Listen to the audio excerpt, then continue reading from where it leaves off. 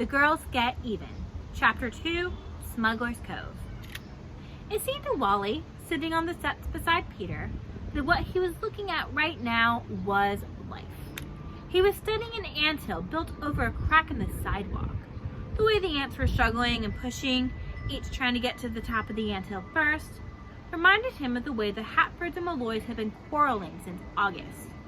As though their quarrel was the most important thing in the world. "You know what?" he said to Peter. "The ants don't even know we're here. Look." He put his sneakered foot in the path of a large ant hurrying toward the anthill, and it just scurried on around the toe. Didn't even look up to see what giant was blocking its path.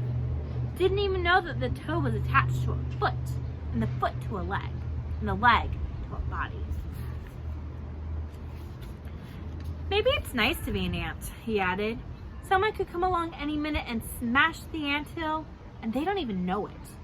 They don't even worry, because it never even crosses their minds." Peter got up and brought his foot down on the anthill. Wally stared. "Why did you do that?" "You said." "I didn't tell you to step on it. You killed them." Peter looked around. "There's more," he said defensively and sat back down. Wally sighed. He couldn't help looking up at the sky just then in case there was the slightest chance of a monstrous foot hanging over him and Peter. He wished that Jake and Josh would hurry and get home from their paper route. On a warm October Saturday like this, the battle with the Malloy girls seemed about as important as which ant got to the anthill first. And he, for one, was going to enjoy camping with his brothers. Just 4 guys out in the woods by themselves. As much as he tried to forget them, however, his mind ran through the inventory of grievances against the girls. The way they had climbed onto the Hatfords' roof one night when Mom and Dad were away and howled through the trap door. The way they had spied on the boys from the shed, tricking them into washing the Malloys' windows and thrown Mom's chocolate chiffon cake in the river. Wally was smiling in spite of himself. Watching Caroline's face after she realized it was a cake was the most fun of all. Then he blinked. Fun? Did he think fun? Was it possible that despite all his grumbling, he liked having the girls around? "What are you grinning about?" asked Peter. "I was thinking of chocolate cake," Wally told him. "Ham sandwiches, potato salad, Oreo cookies, and apples," said Mother, handing a large bag to Josh as the boys strapped on their gear in the kitchen. "Plus orange drink and donuts for breakfast." "I'll carry the donuts," Peter volunteered. "No, you won't," Jake told him. "The last time you carried food, you ate all around the edge of 2 donuts. "Who's got the water?" "I have," said Wally. "Tent?" "Check," said Josh. "Flashlight?" "Check," said Wally. "I've got the corn chips," Peter told them. They were off. Not only did they not have to brush after eating, Wally thought as he went out the back gate with his brothers and headed down the alley, but they could stay up as late as they wanted and miss Sunday school tomorrow as well. The bedroll was snug and warm against his back, the leaves thick on the ground, and Wally decided he had never seen such a beautiful October as this one. He could hear the marching band on the college campus practicing for the homecoming parade the following weekend. Overhead, a hawk soared lazily, its wings not even moving. This was a time for eating your supper on a log, lying on your back under the stars and dreaming about what you're going to be on Halloween. His left sneaker was sliding up and down his heel, and Wally looked to see his shoelace flopping about. He stopped and bent over to tie it, and then his eyes grew large. Staring backwards between his legs, he saw, or thought he saw, 3 figures with packs on their backs who looked all too familiar. As he stared, however, the 3 figures seemed to disappear into the trees on either side. Wally stood up and took a deep breath, and then, without even turning around, he caught up with Jake, Josh, and Peter. "Don't anybody look now. Don't stop or turn or anything, but we're being followed," he said. Peter's eyes were like 2 fried eggs, and his back got as stiff as a broom. "Who is it?" "Who's the worst you can think of?" Wally said in answer. "A gorilla?" Peter gulped. "A motorcycle gang," said Josh, "with chains wrapped around their fists." But Jake's face registered horror. "Them?" he whispered. "Them," said Wally, "but don't look. They don't know that we know." Who? Peter demanded. Peter, don't you turn around 1 second. Don't even glance back there or you're dead meat. Understand? Jake warned him. Who is it? Peter cried. Robbers?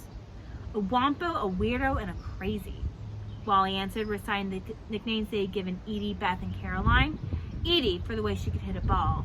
Beth for the kind of book she read. And Caroline for turning everything that happened to her into a movie. Oh, them, said Peter, obviously relieved. Are they coming with us? No, they're not coming with us, croaked Jake. The boys tramped on, not daring to look around. Well, I don't know, Jake.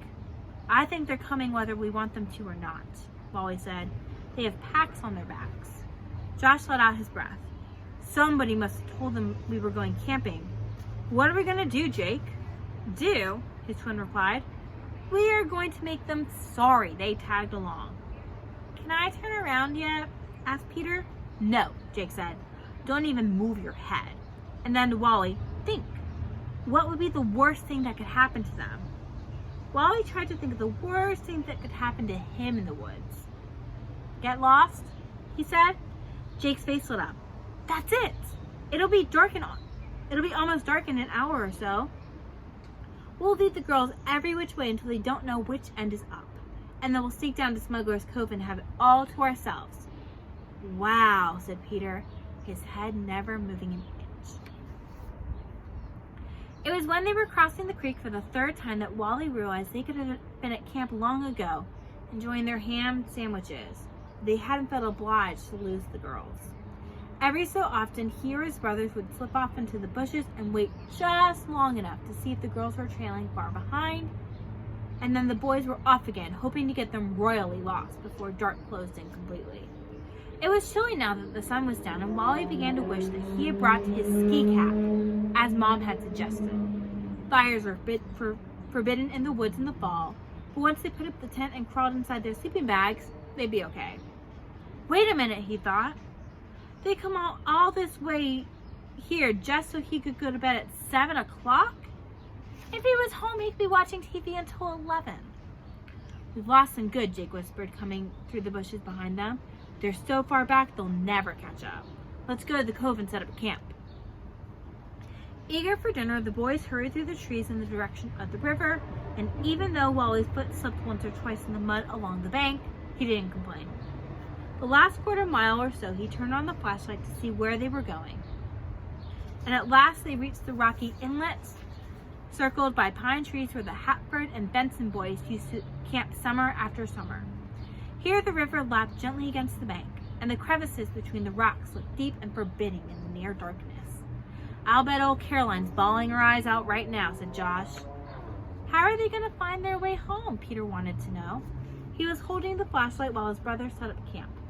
Every so often, he tired of holding it still and scanned the trees with it instead, and then all three boys yelled together, Peter! How are they going to get home? He asked again. That's their problem, said Jake. What are they going to eat? Asked Peter, sounding worried. That's their problem too, Jake answered. Did we ask them to follow us out here? Not on your life. Inside the tent, it wasn't so bad. Not so cold, at least. Just crowded. 4 boys in one pup tent was 2 boys too many, but at least it was warmer that way. Wally didn't think he had ever tasted better ham sandwiches in his life. Thin sliced ham with yellow mustard on thick slabs of homemade bread, big juicy apples, 1 carton of potato salad with onion and peppers, and a whole box of Oreo cookies to divide among them, not to mention the donuts and orange drink for breakfast. They all felt much better after they had eaten. This is the life, said Jake, stretching out as best he could on his sleeping bag. Remember the year the Bensons brought their fishing poles and we had fish for dinner? And the time a mole dug right up into the tent, said Wally. And the way Bill Benson used to imitate an owl when Peter got scared? I did not, Peter declared. I know it was Bill all the time. I wonder if they'll ever move back, Wally said, thinking of Bill, Danny, Steve, Tony, and Doug down in Georgia, having a Georgia peach for a teacher and a whole new state to explore. What if their father decided he liked teaching in Atlanta and wanted to stay?